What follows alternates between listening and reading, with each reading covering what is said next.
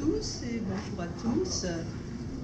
C'est un plaisir pour moi. Je découvre Mayotte. Je suis arrivée hier après-midi et c'est la première fois que je viens à Mayotte. Vous m'entendez bien là? Pas de problème? Oui? Ah bon? Rapprochez-vous, rapprochez-vous. Il faut que je parle beaucoup plus fort? Comme ça? Oui. Oui? Vous pouvez aussi vous rapprocher, hein? Les rangs du fond dans les... Bon, mais je vais essayer. Si jamais vous trouvez que je ne parle plus tout d'un coup assez fort, n'hésitez pas à me le dire et à me prévenir. Donc, aujourd'hui, si je comprends bien, j'ai un public très hétérogène. Et je ne vais pas être technique, donc... pour ceux que, même si effectivement une partie de mes travaux en didactique a concerné l'enseignement supérieur, l'analyse, donc des domaines un peu avancés, aujourd'hui il ne sera pas question de ces mathématiques avancées.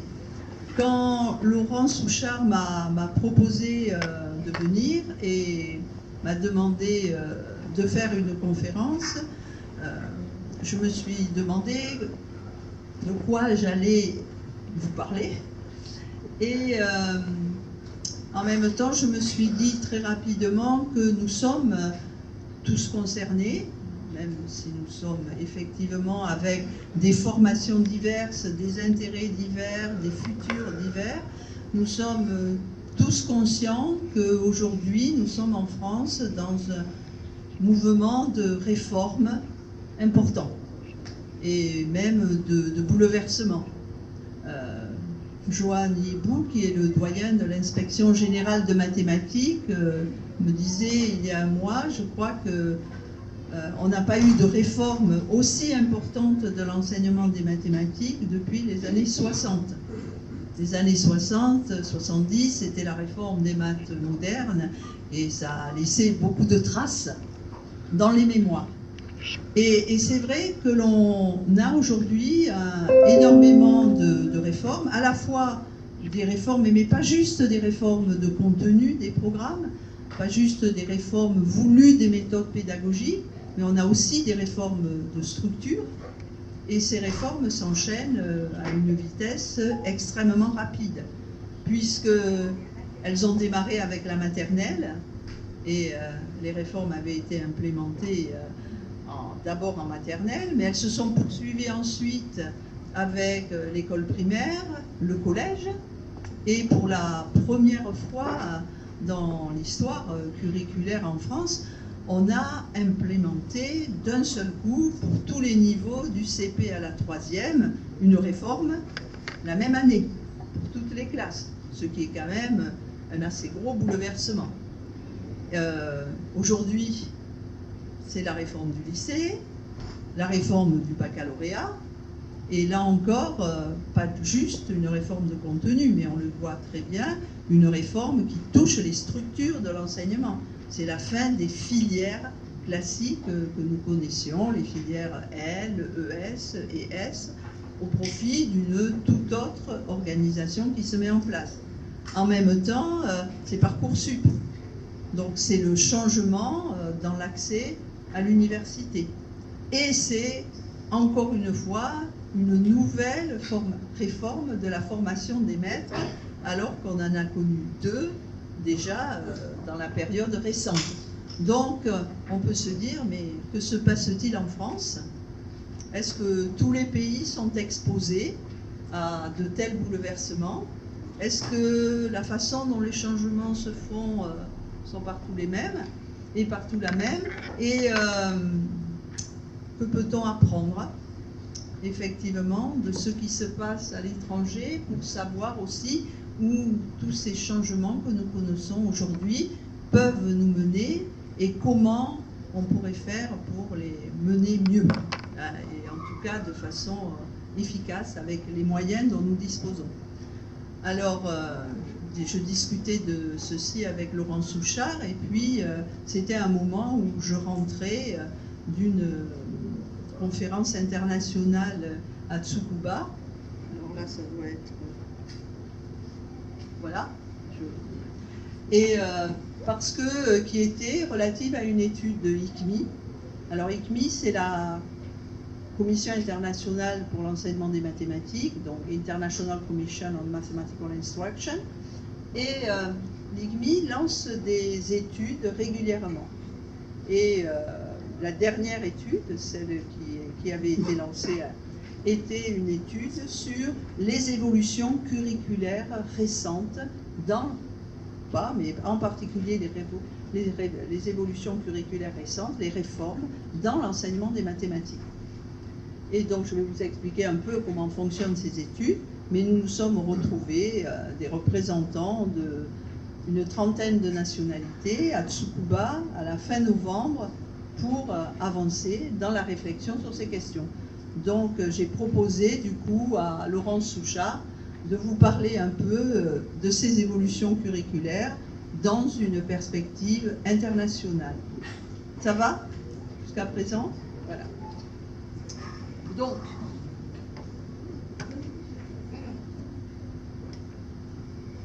alors, les études ICMI sont des études qui se passent de la façon suivante.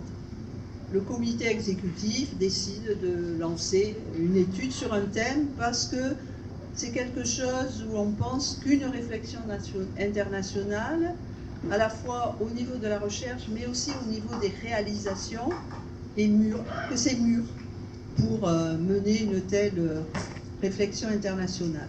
Donc on nomme un comité de programme international avec une dizaine de personnes qui prépare un document de discussion, ce qui cadre l'étude qui va être faite. Et puis, à partir de ce document de discussion, il y a un appel à contribution et un certain nombre de contributions donc, sont reçues, un certain nombre aussi de conférenciers sont invités, d'experts dans le champ, et il y a une conférence de l'étude qui est organisée. Et cette conférence est une conférence de travail, ce n'est pas une conférence comme celle auxquelles les chercheurs sont souvent habitués, où on va juste présenter son travail. C'est une conférence dont le but est d'organiser la préparation d'un livre qui va ensuite être publié dans une série spéciale chez Springer et qui résumera à la fois l'état de l'art sur le plan de la recherche, sur le plan des réalisations effectives, et ceci d'un point de vue international en croisant le plus possible les différents contextes et les différents systèmes éducatifs. Et nous savons tous que les différents systèmes éducatifs sont très, très différents. Ils sont très dépendants des cultures, des contextes socio-économiques. Donc là, ce que je vous ai montré ici, c'est les dernières études qui ont été publiées.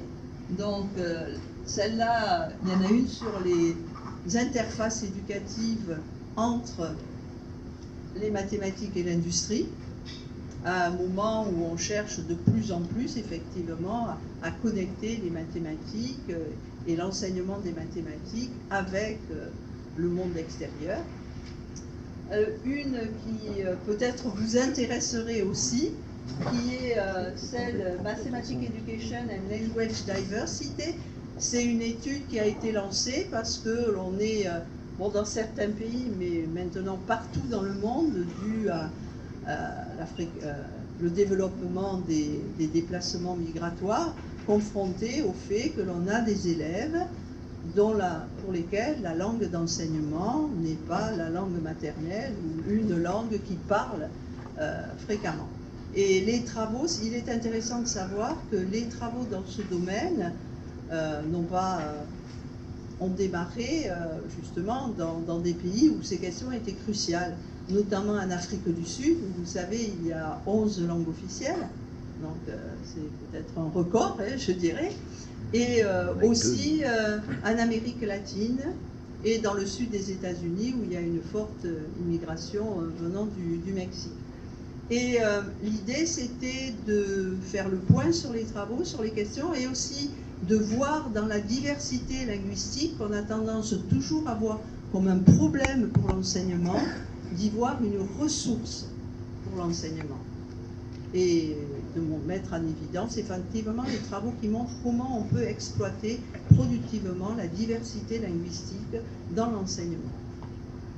Et puis une étude ensuite sur task design, la conception des tâches, l'utilisation des tâches, l'adaptation des tâches. Et on sait qu'un travail essentiel des enseignants, c'est de fabriquer des situations d'enseignement, d'en prendre, d'en adapter, de les transformer, de les adapter aux élèves que l'on a.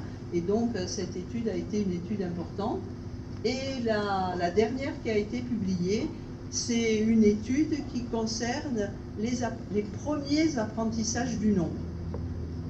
Et ces premiers apprentissages du nombre, des nombres entiers, donc à partir de ce qui correspond à notre maternelle jusqu'au, mettons, au niveau, tant qu'on reste dans les nombres entiers, et au CE1, par exemple CE2, sont des... il y a beaucoup de recherches qui a été faite dans ce domaine. On a beaucoup de résultats. On a des stratégies qui sont très différentes aussi d'enseignement en suivant les pays. Donc c'était très intéressant de se dire où en est-on, que sait-on et que peut-on dire effectivement pour soutenir et faire avancer l'enseignement de ce domaine. Donc peut-être que cette étude, à part qu'elle est en anglais, comme toutes les études, est une étude par exemple qui concernerait beaucoup plus directement les étudiants du Master MEF. Et il faut savoir, au moins pour les formateurs, je dirais, que pour la première fois, cette étude est en accès libre. Donc n'importe qui peut la télécharger sur le site de Springer. Et c'est vrai que c'est très intéressant de voir comment les apprentissages des premiers nombres des opérations se font dans certains pays d'Asie. Je pense que ici comme ailleurs, parce que notre ministre aime beaucoup la méthode de Singapour, visiblement, on a parlé ces temps derniers de la méthode de Singapour. C'est très bien de voir dans ce livre un article écrit par les collègues de Singapour et ceux qui disent eux-mêmes de leur méthode, de comparer avec ce qui se fait en Chine, par exemple, ce qui se fait au Japon, dans les pays asiatiques, et puis ce qui se fait aussi dans tout un tas de pays. Et je crois que c'est très intéressant et en même temps, ça aide à prendre de la distance aussi par rapport au discours ou par rapport à telle ou telle méthode qu'à un moment on va nous vanter comme la réponse.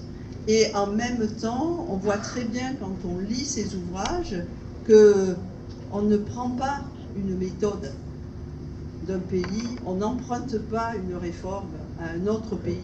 Ça ne marche pas. Les choses sont développées dans un contexte culturel, avec une histoire éducative. Nos élèves, à nous, par exemple, n'ont rien à voir avec les élèves chinois. Je parle pour la France, mais je pense qu'à Mayotte, pareil. Quand je vais en Chine, je leur demande combien de temps vous travaillez par jour en dehors de l'école. Les réponses fréquemment, c'est 4 à 5 heures de travail personnel, en plus des heures de classe. Je dois dire que les élèves de lycée en France, de collège et de lycée, c'est pas du tout le cas. Quand on est à Singapour, on voit à quel point il y a la pression dès l'école primaire pour réussir les examens de fin d'école primaire qui orientent votre avenir fortement. Donc on ne peut pas dire quelque chose réussi parce que sans faire abstraction du contexte.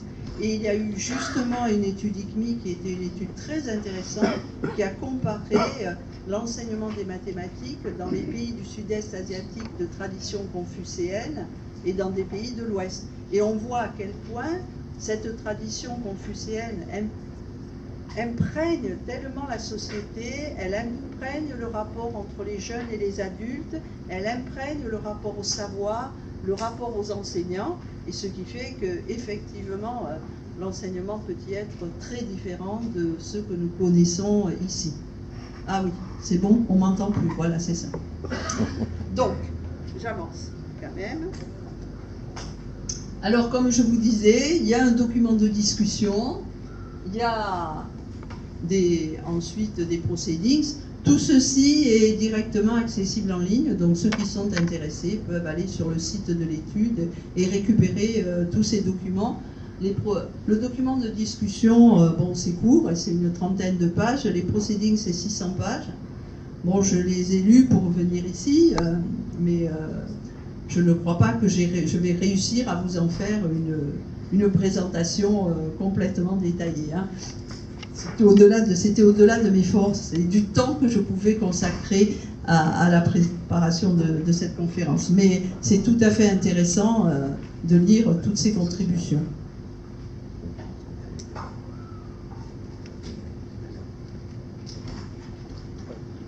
Alors, le document de discussion, lui, commence par décrire le contexte actuel, puis il insiste sur l'importance à accorder aux questions d'implémentation des réformes au-delà de la seule conception.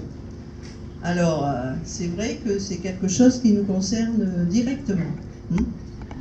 Et à la diversité des acteurs, des forces engagées. Et puis, il précise le but de l'étude, donc vous voyez, qui est d'explorer les réformes curriculaires de l'enseignement des mathématiques, passées mais plutôt actuelles, les voir à un niveau systémique, donc pas se borner à regarder comment les programmes de mathématiques évoluent, vous voyez, et puis et voir les questions qui se posent internationalement et d'identifier des directions possibles pour améliorer effectivement le fonctionnement des mathématiques scolaires. Et il structure l'étude autour de 5 thèmes. Alors d'abord, apprendre du passé. Donc là, c'est toutes des contributions qui analysent les réformes dans le monde passé, certaines un peu anciennes, mais qui sont quand même riches de leçons. Je pense par exemple à une réforme hongroise qui a démarré dans les années 70, qui a été pilotée par un enseignant de mathématiques, Tomáš Varga, dont on fête cette année le centenaire de la naissance, et où on voit une organisation de l'enseignement des mathématiques qui est très moderne, mais pas juste au sens des mathématiques modernes, par rapport à ce que l'on voit aujourd'hui. Parce que par exemple, on démarre en première année tous les domaines des mathématiques, y compris les probabilités statistiques, y compris même l'algèbre et la pensée fonctionnelle, et il y a une progression qui développe tout ceci sur toutes les années de la scolarité obligatoire. Donc c'est quelque chose qui est aussi riche d'enseignement aujourd'hui, de considérer des réformes comme celle-là. Ensuite, il y a, parce que c'est très souvent un problème, on travaille sur les questions de cohérence et de pertinence des réformes. Sur la façon dont les réformes sont implémentées dans les différents contextes et quelles leçons on peut tirer de ces implémentations. Et puis, bien sûr, on vit dans un monde qui est de plus en plus un monde globalisé. Donc, quelles sont les influences de la globalisation sur les réformes de l'enseignement des mathématiques dans tel ou tel pays? Et ensuite, il y a toute une partie qui est sur les agents, les acteurs et les processus de conception, de développement et de réforme. Donc, vous voyez, c'est très vaste comme question. Et quand on propose une contribution, bien sûr, on va se rattacher à un thème plus particulièrement. Et cette structure aussi sera la structure qui définira l'ouvrage final.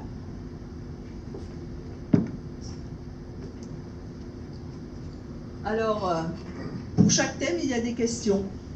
Vous voyez, je ne savais pas comment sélectionner les questions, j'ai décidé de choisir la première question pour chacun des 5 thèmes, vous voyez. Donc, avec des aspects importants, quels sont les aspects qui ont été peu touchés, insuffisamment considérés pour le premier sur l'histoire. Comment et quel est le degré de cohérence? Y a-t-il une cohérence entre les valeurs, les buts que l'on donne aux réformes, les contenus, la pédagogie, l'évaluation, les ressources que l'on produit pour soutenir les réformes? Et on verra dans les contributions que la cohérence est souvent largement absente. Hein, et que cela, bien sûr, implique la vie, a une influence sur la vie des réformes. Donc,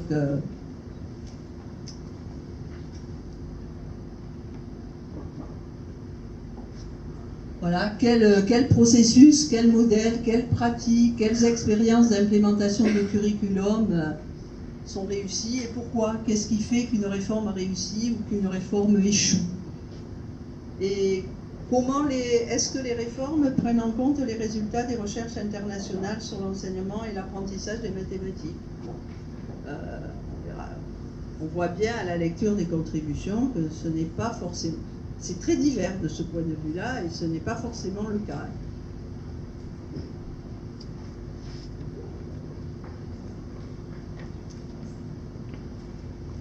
Alors, depuis le début, je parle de curriculum.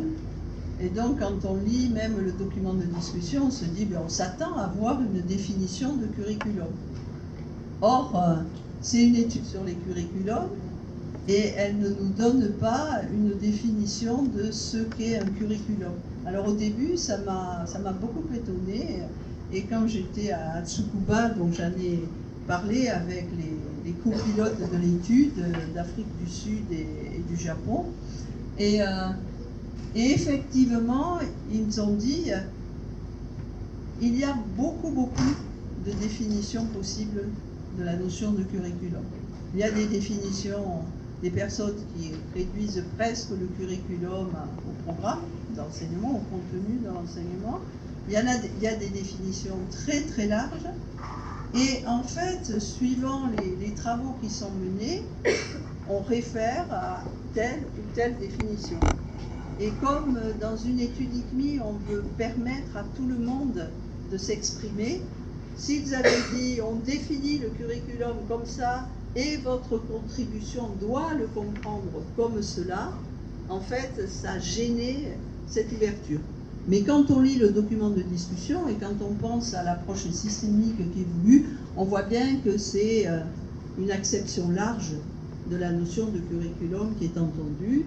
Et donc, puisqu'il vous parle des différentes composantes, les contenus, les méthodes pédagogiques, les ressources, et en particulier les manuels, les moyens technologiques qui sont utilisés pour mettre en place et implémenter un curriculum, donc la relation par exemple aux technologies digitales, numériques, l'évaluation, et puis certains incluent même dans le curriculum les processus de formation continue, de préparation des enseignants et d'accompagnement des enseignants au curriculum. Donc vous voyez, c'est très large. Et puis on reprend des distinctions qui sont habituelles. Quand on parle de curriculum, très souvent on distingue entre ce qu'il y a dans les textes, ce qu'on appelle le curriculum souvent prescrit, ce qui vit dans les classes, le curriculum implémenté. Alors il y en a qui mettent même des intermédiaires, celui qu'on voit dans les manuels, un intermédiaire, et puis le curriculum atteint, c'est ce qui est appris par les élèves. Et en fait, il n'y a aucune raison que les trois coïncident. Même en général, les problèmes sont plutôt liés au fait qu'il y a une grande distance entre les uns et les autres. Et ensuite, il y a des distinctions suivant qu'on le voit au niveau du système, au niveau d'une classe, au niveau des élèves. Et puis, il y a aussi une vision. Est-ce qu'on s'intéresse au curriculum comme un produit, comme quelque chose qui est écrit, qu'on peut voir dans les textes, ou est-ce qu'on s'intéresse au curriculum comme un processus qui produit et qui est quelque chose de vivant et qui continue à se développer, qui est dynamique et qui va continuer à vivre tout au long de l'implémentation et même après.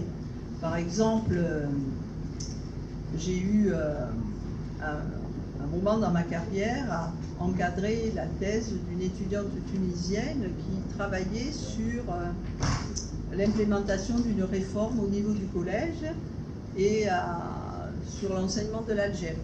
Et qui était une réforme qui était importante parce qu'à ce niveau-là, c'était également le moment où on passait d'un enseignement en arabe, des mathématiques, à un enseignement en français. Donc il y avait à la fois une réforme sur l'algèbre, mais aussi une réforme liée à un changement linguistique.